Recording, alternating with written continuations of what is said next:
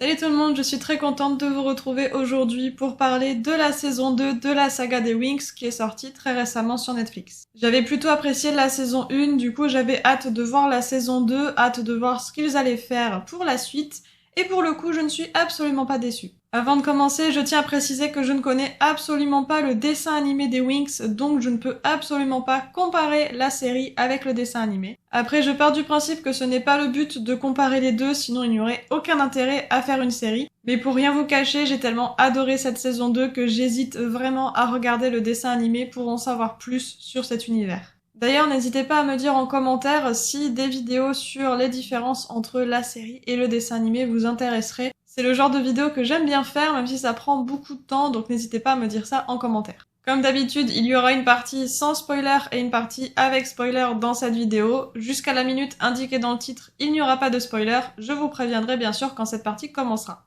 D'ailleurs, la partie sans spoiler va être plus courte que d'habitude parce que j'ai vraiment peur de spoiler et je préfère du coup tout mettre en partie spoiler pour pouvoir parler plus ouvertement des choses. Et comme ça au moins, il n'y a pas de risque pour vous si vous n'avez pas vu cette saison. Alors déjà dans cette saison 2, il y a beaucoup plus de pouvoir, beaucoup plus de magie et beaucoup plus de combats. Du coup, je trouve ça super bien, je suis très contente, même si du coup ça enlève des moments qu'on aurait pu avoir dans l'école, des moments peut-être de cours, des moments peut-être un peu plus posés, où on voit vraiment l'école d'Alphéa qui est quand même magnifique. Voilà, ce sont des scènes qu'on n'a plus en saison 2 et qui étaient présentes en saison 1. Après, c'est logique aussi, puisque en saison 1, elles apprennent à maîtriser leurs pouvoirs. En saison 2, elles les maîtrisent pas forcément totalement, mais déjà un peu plus. Donc, ces moments de cours, donc ces scènes qui sont à l'école, ne sont plus nécessaires en saison 2. On va bien sûr parler des personnages, donc on va faire un peu le tour de tous les personnages, sans spoiler pour le moment. Je reviendrai sur la plupart des personnages également en partie spoiler pour aborder un peu plus de détails sur eux. Déjà, je suis super contente pour le personnage de Musa, c'est un personnage que j'aimais bien en saison 1, ben là je l'adore en saison 2. Elle a une place beaucoup plus grande, elle a vraiment de l'importance, et on voit enfin l'impact de ses pouvoirs et la puissance qu'elle possède. Voilà, je reviendrai là-dessus en partie spoiler, mais j'adore ce personnage, il est génial. Concernant Sky, il est beaucoup plus présent qu'avant, beaucoup moins sérieux également, puisque j'avais en souvenir de saison 1 un Sky trop sérieux qui limite tirait la tronche durant toute la saison. Bon, il était pas non plus avec Bloom, bon c'est pas un spoiler, hein, voilà. Donc il était pas avec Bloom, on savait pas trop où est-ce qu'il était, voilà, il était présent sans vraiment l'être. En saison 2, c'est un personnage que j'adore. Parce que du coup, j'ai vraiment l'impression que c'est un personnage qui peut se révéler et qui peut être lui-même, qui peut s'amuser, qui peut sortir de son côté sérieux, et du coup, ça crée des moments plutôt amusants, plutôt fun, avec Bloom la plupart du temps. Et malgré sa situation très compliquée, ça n'en reste pas moins un personnage agréable à voir, agréable à côtoyer. Pour autant, ça n'enlève pas la tristesse et la colère qu'il a en lui. On voit tout ça, bien évidemment, il l'exprime, mais du coup, il l'exprime peut-être beaucoup plus durant cette saison que précédemment. Maintenant qu'on a parlé de Sky, on va bien sûr parler de Bloom, et voilà, pour moi c'est un point un peu sombre de cette saison, parce que pour moi, Bloom est un personnage qui devient chiant sur les bords. Alors oui, elle doit être courageuse, elle doit être forte, mais par moments c'est la limite de la prétention et de l'arrogance. C'est pas le but bien sûr, mais ça en fait un personnage un peu chiant, en tout cas voilà, c'est ce que j'en ai pensé. Aisha est un personnage qui évolue énormément, son histoire n'est pas toute rose, et c'est assez cool aussi. Du coup, on a un personnage vraiment qui grandit, qui évolue, qui sort de sa zone de confort, et ça fait plutôt plaisir. Et pour terminer, on va parler de Terra. On commence à être habitué maintenant, pour chaque production Netflix, il faut forcément que la communauté LGBT soit représentée, et donc forcément, je m'attendais pour cette saison 2 à ce que un des personnages fasse son coming out, et bien, c'est Terra. J'ai eu un peu peur de comment ça allait être amené, mais finalement ce n'est pas gênant. C'est intégré de manière rapide et efficace sans en faire des tonnes, ça prend vraiment 2 minutes, donc du coup c'est plutôt bien. On va maintenant passer à la partie avec spoiler, j'ai encore plein de points à aborder mais j'ai tellement peur de vous spoiler que voilà, on passe à la partie avec spoiler. On va commencer en douceur avec le saut dans le temps en début de saison qui m'a un peu perturbée. J'ai oublié beaucoup de choses de la saison 1, mais je me souviens bien de la toute dernière scène de cette saison où on a Bloom et ses amis qui retournent à l'école d'Alphéa et découvrent que Rosalind est la nouvelle directrice. Et début saison 2, on est bien plus tard sans pour autant savoir combien de temps. J'imagine que c'est plusieurs mois après avec toutes les indications qu'on a, avec des élèves qui se sont fait exclure, des élèves qui ont disparu, donc j'imagine que c'est plusieurs mois ou en tout cas plusieurs semaines, mais voilà, ce n'est pas indiqué clairement. Concernant l'histoire, je préfère largement celle des sorciers sanguinaires de la saison 2 au brûlé de la saison 1, peut-être parce que les sorciers peuvent être n'importe qui, du coup je trouve ça très intéressant. Après, globalement, je préfère la saison 2 à la saison 1, puisqu'il y a quand même plus de magie, plus d'action, comparé à la saison 1 où il fallait vraiment introduire tous les personnages, les découvrir, introduire Alphea, le monde. Donc voilà, peut-être que du coup, c'est aussi pour ça que je préfère la saison 2. Dernier point avant de parler des personnages, on va revenir sur la transformation des fées à la toute fin.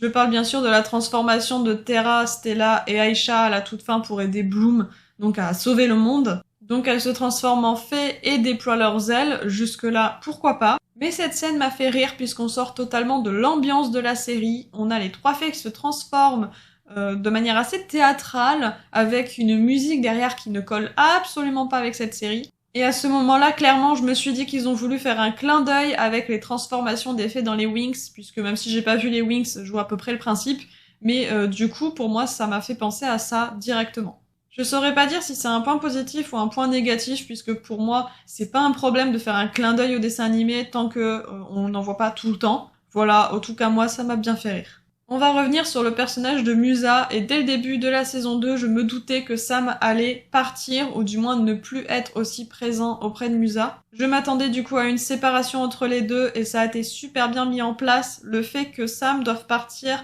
à cause, on va dire, de l'impact des pouvoirs de Musa. Je trouve ça excellent.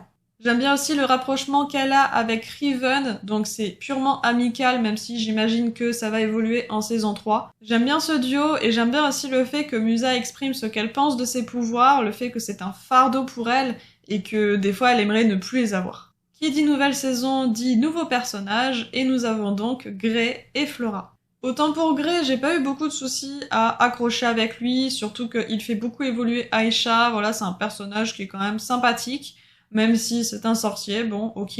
Mais il est plutôt chouette, voilà, c'est un personnage que j'aime bien.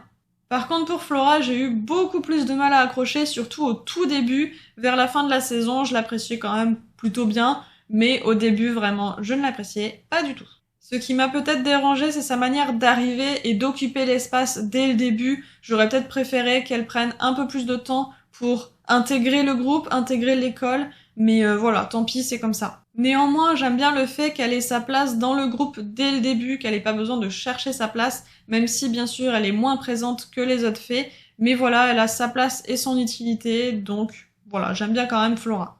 Bien sûr, on va parler du personnage incroyable de Béatrix. Alors d'accord, elle joue sur les 2 tableaux, on ne sait pas si on peut la croire ou non, si on peut lui faire confiance, mais en même temps, c'est un personnage qui évolue énormément et son sacrifice à la fin montre à quel point elle a changé. Par contre, je suis super triste pour sa mort et j'espère qu'elle reviendra en saison 3, j'espère qu'elle ressuscitera. Alors d'accord, je n'aime pas quand on touche aux personnages comme ça, je n'aime pas quand on les fait mourir pour les faire revivre derrière, voilà. Je n'aime pas ça, mais je veux bien une exception pour Béatrix. J'adore aussi l'amitié qui s'est formée entre Béatrix et Stella. D'ailleurs, Stella est un personnage qui évolue énormément. Elle se détache beaucoup plus du statut de princesse. Mais honnêtement, elle ne sert pas à grand chose durant cette saison, il lui arrive plein de choses, il lui arrive plein de malheurs, mais au final son personnage ne sert à rien pour cette saison 2. Je reviens rapidement sur Bloom et Sky, j'en ai suffisamment parlé dans la partie sans spoiler, mais je n'ai pas parlé de leur alchimie de dingue. Parce que oui, entre les deux, ça se voit, il y a une alchimie énorme, alors peut-être que le fait que les acteurs sortent ensemble dans la vraie vie aide,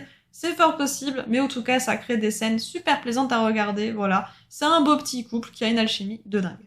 Concernant Rosalind, elle est méchante et gentille à la fois, ou plutôt gentille par intérêt. Et pour le coup, j'ai été très surprise par sa mort, je ne m'attendais absolument pas à ce que Bloom la tue, et encore moins à ce qu'elle meure aussi rapidement, je m'attendais plutôt à la voir encore en saison 3, voire même 4, mais non, saison 2, elle n'est plus là. Mais au moins ça montre que les fées ne sont pas toutes blanches, et que même Bloom peut tuer, même du coup, les fées peuvent tuer, être méchantes et commettre des actes comme ça. Et enfin, bien sûr, je vais parler de Farah, un personnage que j'aimais beaucoup en saison 1 et qui, malheureusement, du coup, est décédé. Je suis très contente qu'elle soit revenue en tant que âme, donc que son âme ait été préservée, tout ça, pour pouvoir, du coup, délivrer un dernier message, dire au revoir. Ça, c'est vraiment chouette. Parce que j'ai été très choquée quand elle est morte en saison 1 comme ça, aussi facilement, aussi rapidement comme ça, par Rosalind.